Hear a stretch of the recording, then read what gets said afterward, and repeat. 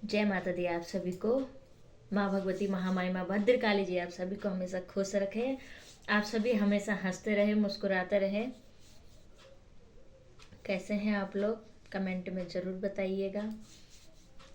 देखिए, आज मैं आपके लिए नया विषय लेके आई हूँ। आज का विषय है कि हमारे ऊपर जब भी प्रेत बाधा होती है, मतलब कहते हैं भूत लगना या मतलब कोई छाया लगना, छल छिद्र लगना, किसी की आत्मा या किसी के द्वारा किया कराया भेजना, प्रेत आत्मा का जब हमारे शरीर में वास होता है तो हमें कैसे पता लगता है, उसके क्या संकेत होते हैं कि हमारे शरीर में प्रेत आत्मा का वास है, कैसे पता हमें लगेगा।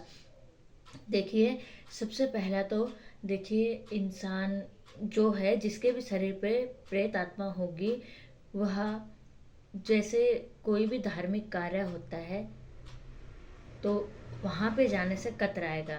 जैसे कि पूजा है, पाठ है, हवन है और मंदिर इत्यादि ऐसी जगहों में जाने से उसको बेचैनी और घबराहट बहुत ज़्यादा होने लग जाएगी।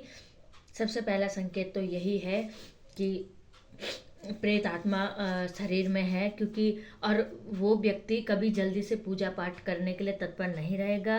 नहाने में, धोने में, मतलब हर चीज़ में गंदगी से वह व्यक्ति रहेगा, नहाएगा धोएगा जल्दी से नहीं, उसे सफाई बिल्कुल भी पसंद नहीं होगी और बिल्कुल चुप चुप सा, उदास उदास सा वह व्यक्ति रहेगा, अपने आप में ही खोया रहेगा। प्रेत आत्मा की सबसे बड़ी निशानी तो यही होती है। दूसरा है कि जैसे कि हम बीमार पड़ जाते हैं, ठीक है, जिसको भी प्रेत बाधा होगी, अगर वह बीमार पड़ जाता है तो उसको दवाई लगना बंद हो जाती है।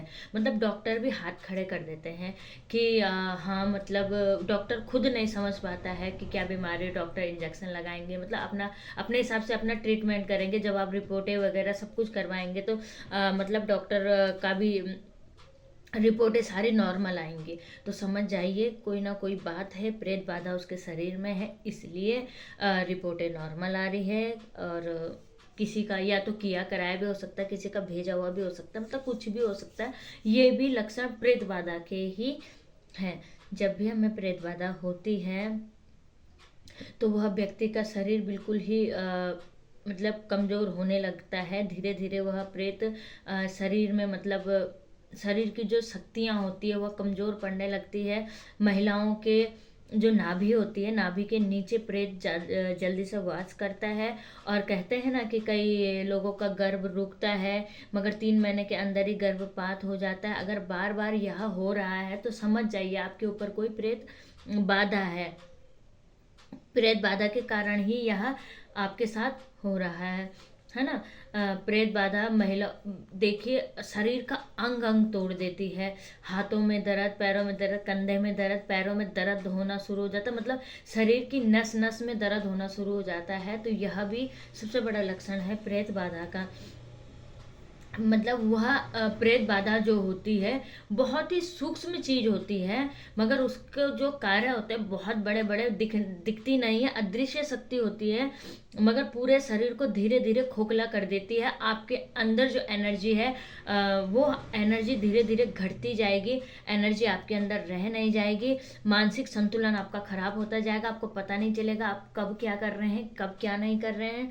यह लक्षण भी प्रेत बाधा के हैं। शरीर में बिल्कुल ही कमजोरी, अगर प्रेत, मतलब अगर प्रेत को लगे हुए 2 महीने, 4 महीने, 6 महीने है तो इसको निकालने में आसानी होती है। प्रेत जल्दी से किसी भी भगत द्वारा, ओझा द्वारा, गुणी द्वारा या सोखा द्वारा आप निकलवा सकते हैं। मगर अगर प्रेत को 10 साल, 20 साल, 30 साल हो गए तो इसको निकालने के लिए वो जो भी भगत है या ओझा है, गुणी है, सोखा है, जो भी है, उसको बहुत मेहनत करनी पड़ती है। और अगर आप लोग सोचे कि हम एक बार जाएं और हमारा प्रेत निकल जाए, तो ऐसा कतई नहीं होगा।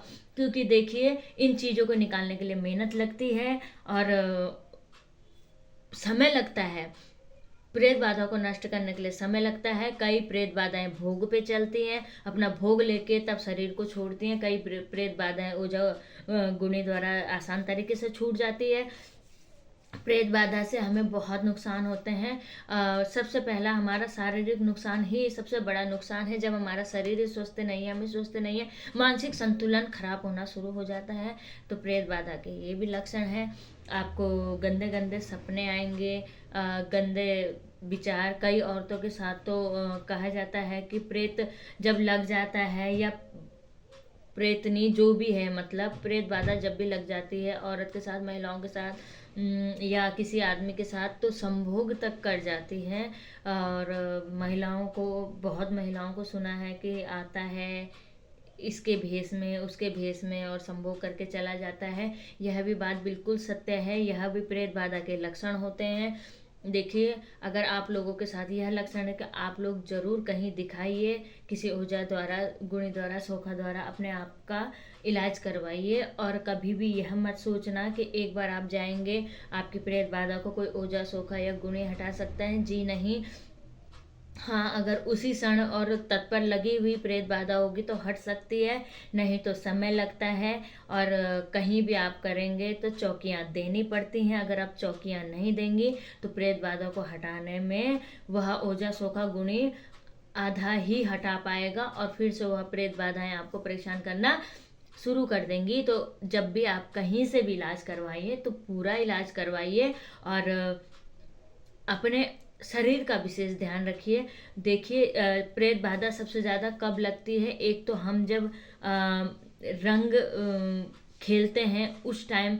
ये नहीं है कि सब पे लगती है, देखिए सब पे नहीं लगती है। ग्रह जिसके कमजोर होते हैं, ग्रह चाल जिसकी कमजोर होती है, प्रेत बाधाएं उसी पे असर करती है ना।